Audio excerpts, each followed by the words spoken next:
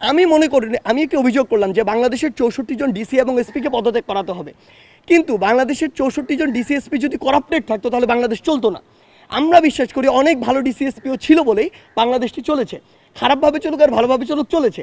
বিশাল একটি সুবিধাবাজ গোষ্ঠী যারা সবসময় সবার আসলে যখন যেখানে পায় তখন সেখানকার খায়, এমন চরিত্রের বিশাল একটি গোষ্ঠী এখন আসলে তার আগে ছিল ছাত্রলীগ, যুবলীগ, আওয়ামী লীগ, এখন একটি নতুন রূপ ধারণ করেছে।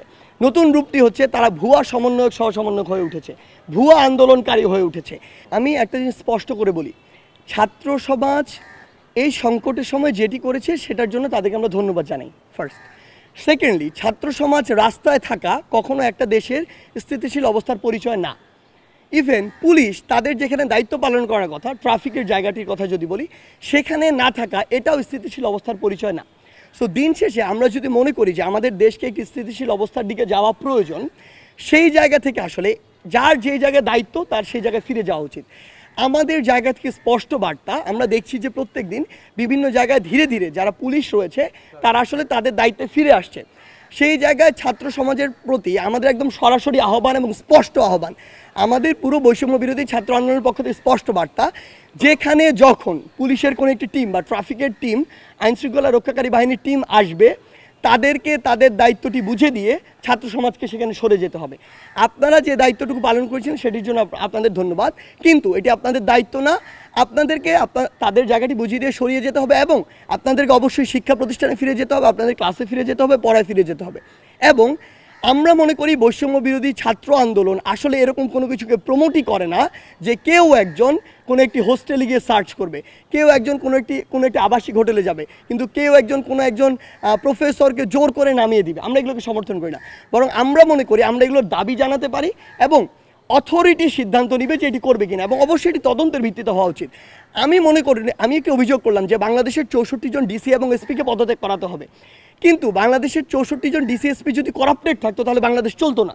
আমরা বিশ্বাস করি অনেক ভালো ডিসি এসপিও ছিল বলেই বাংলাদেশটি চলেছে, খারাপভাবে চলুক আর ভালোভাবে চলুক চলেছে।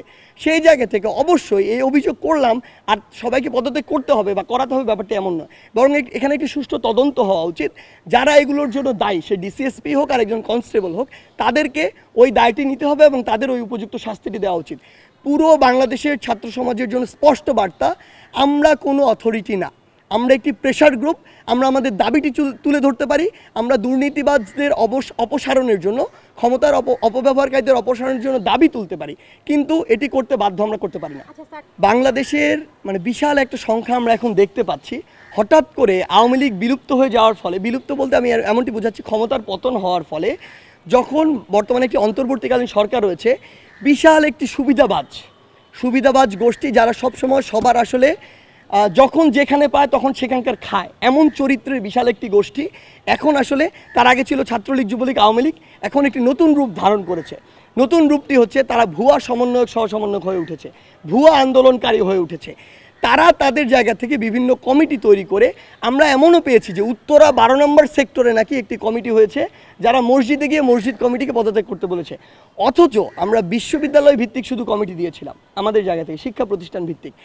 সেই জায়গা থেকে এই মানুষগুলো তাদের ব্যক্তিগত উদ্দেশ্য হোক, কিছু রাজনৈতিক উদ্দেশ্য, সেগুলো বাস্তবায়নের জন্য এমন কিছু কাজ করছে যেগুলো অপ্রত্যাশিত। আমাদের জায়গা থেকে আমরা মনে করি যে বৈষম্য বিরোধী ছাত্র আন্দোলনে যারা সমন্বয়কদেরকে আপনারা দেখেছেন এই বিগত 1.5 মাসের অধিক সময়, কোনো একজন সম্পর্কে আপনারা যে অভিযোগগুলো করছেন এগুলো যদি করতে পারেন, ইভেন আমার সম্পর্ক যদি করতে পারেন, আমরা কথা দিচ্ছি ওই একজনের দায় নিয়ে তাকে পদত্যাগ করিয়ে তার জন্য আইনগত যে ব্যবস্থা না আমরা সেটি নিব। আমরা মনে করছি যে অন্তর্বর্তীকালীন সরকারের এই যে অল্প একটু সময় রয়েছে, এই সময়টুকুতে দেশ একটি স্থিতিশীল অবস্থায় আসার পূর্ব পর্যন্ত, অর্থাৎ যখন আমার মনে হবে যে চক্রান্ত করার যে বিষয়টি তাদের, ওই বিষয়টির যে সম্ভাবনা সেটি কমে এসেছে, দেশ স্থিতিশীল অবস্থায় রয়েছে, এমন অবস্থা মনে হলে আমরা এই বিষয়ে আলোচনায় বসে সিদ্ধান্ত নিব। কারণ আমরা আগেই বলেছিলাম যে এটি আমরা লং টার্মে এই প্ল্যাটফর্ম ব্যবহার করার আমাদের কোনো উদ্দেশ্য নেই।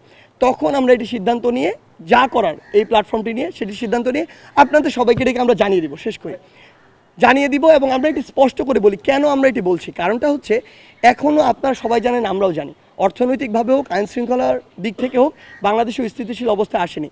আমরা যদি মনে করি যে আজকে থেকে 7 দিন পরে এরকম একটি বড় চক্রান্তের আভাস আমাদের কাছে এসেছে, তখন তো আমাদের রাজপথে নামতে হবে, একটি ডাক দিতে হবে। সেই জায়গা থেকে এই স্থিতিশীল অবস্থাটি আসার জন্য আমরা অপেক্ষা করছি।